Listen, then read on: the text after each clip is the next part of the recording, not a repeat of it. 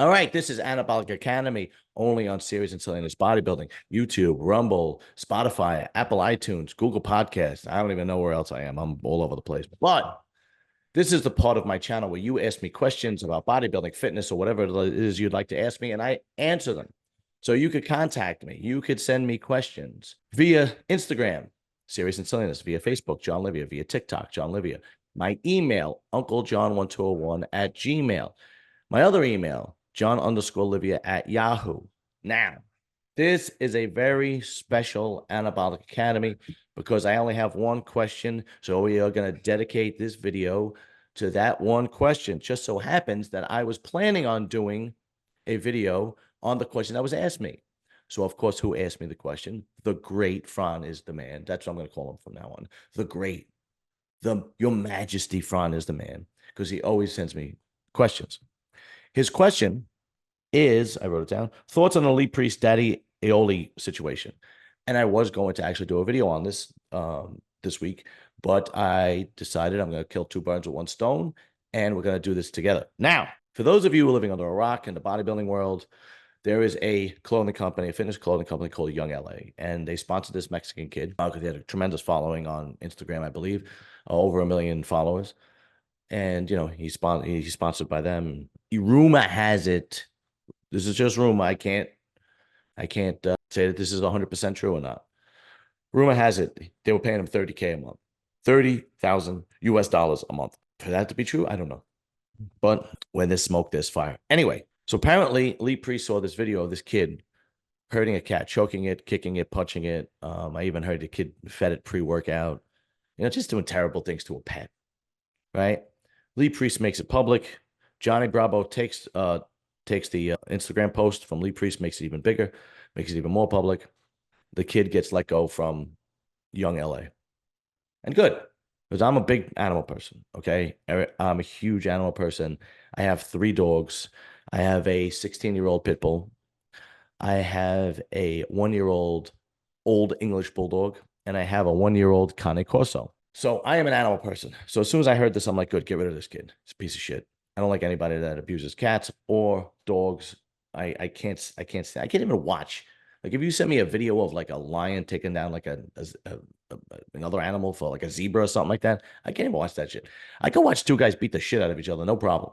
I know, but it's just I'm just an animal person. That's just it. I've had dogs, once I moved out on my own, on my mother, I always had dogs. Anyway, but the drama continues. Apparently, there was a lie made up, stemmed from TikTok. You could go and look at this on Johnny Bravo's video, because Johnny Bravo does good work. He does do good content, great audio, great visual, and he actually researches it really well. So I will put the link of what I'm talking about right now in the description so you can go and see it for yourself. He does really good work. But anyway, apparently these fans of Aioli said that Lee Priest shouldn't be talking because he beat his wife, put her in the hospital, abused his daughter, and he has a lawsuit against him from his wife. Lee Priest fired back saying this is all nonsense and bullshit. There's no proof.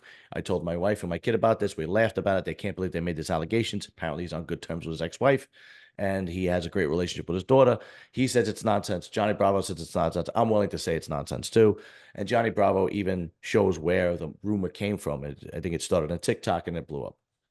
So here's a couple of things. The first thing is, I don't like, it still doesn't, let's say Lee Priest did smack his wife around. Let's say he did. Does that negate the fact that this kid beats animals or beats his pets?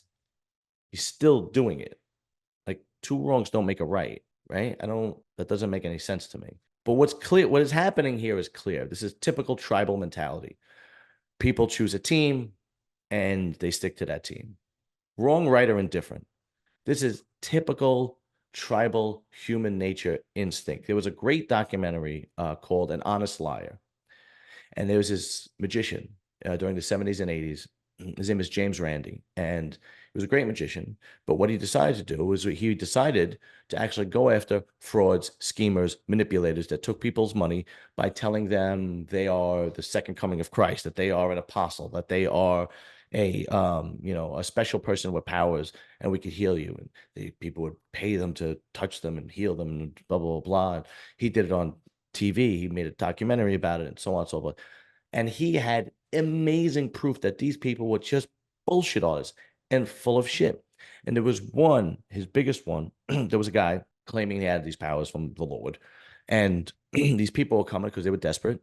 You know, when you are sick and dying, you're desperate. And they went to him and, you know, that they would tell him, you know, it was a big, big stadium of people. And what this guy found out is this guy found out that he had an earpiece in his ear. His wife was feeding him information. And when people signed up for the event, they would have to write down what they had, what the problem was, whatever. And then his wife would be saying in a microphone into his ear, "Hey, pick so and so that he has cancer, and he has had cancer for 3 years. He's from Wyoming." And then he would say, "Hey, so and so, you have cancer for 3 years. You're from Wyoming. Come down." And they'd be like, "Oh my God, how did he know that?" And then he'd put his hands on his head and they'd say, "You're healed." And he would make the people throw out their medication, cancer medication, heart disease medication, any kind of medication. He would pass around a trash can. He would tell them, "Once you leave here, you're not going to need that medication anymore because I'm going to heal you." And this guy, James Randi, like basically exposed him, said what he was doing, went on late night talk shows, made a documentary about it, about this guy who was just taking advantage of these people. And you know what? The majority of the people didn't believe James Randi, even with all the proof that he brought. This is typical tribal instinct, no matter what you tell them. So these people are such fans of this guy, Daddy so-and-so, that even when they show them what a terrible human being he is to cats, to animals, they're still like, "Nope, sorry, we're still on his side." And they just attack the person that made it public, which is exactly what they did to James Randi. They attacked the person that made this, expose this guy, right?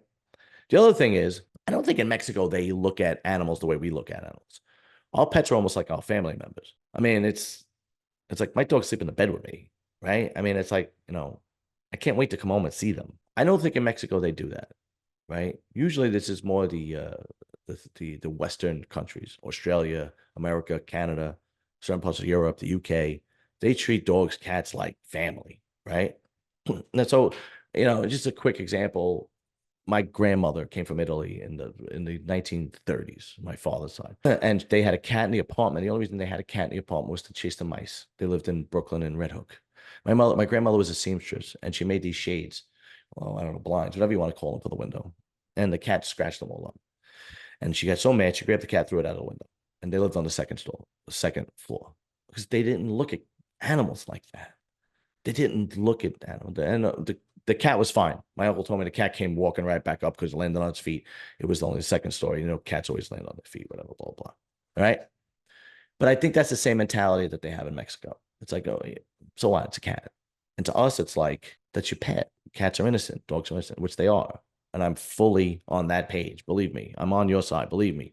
Everybody who's watching this, I'm an animal lover. I can't even think of somebody hurting my dog. I'll kill you if you hurt my dog. Well, my dog will probably kill you first because I have big dogs. But whatever, doesn't matter. Not the point. So I think this will fade quickly. I think this is going to be, you know, this is nonsense. This is stupid. The guy got what was coming to him. He got this revoked. And I think once this weekend comes with the Arnold Classic Brazil, we're probably not even going to be talking about this again. But I am glad this kid got his sponsorship revoked. And YoungLA, if you want, listen, I'll take half what you gave him. I'll wear your shit. I don't care. I love animals too. I'll even give me a dog shirt. I'll put it on my dog. You know, I don't care. Send 3 dog shirts. I'll put them all 3 of my dogs. I don't care. Fuckers. Later. Subscribe.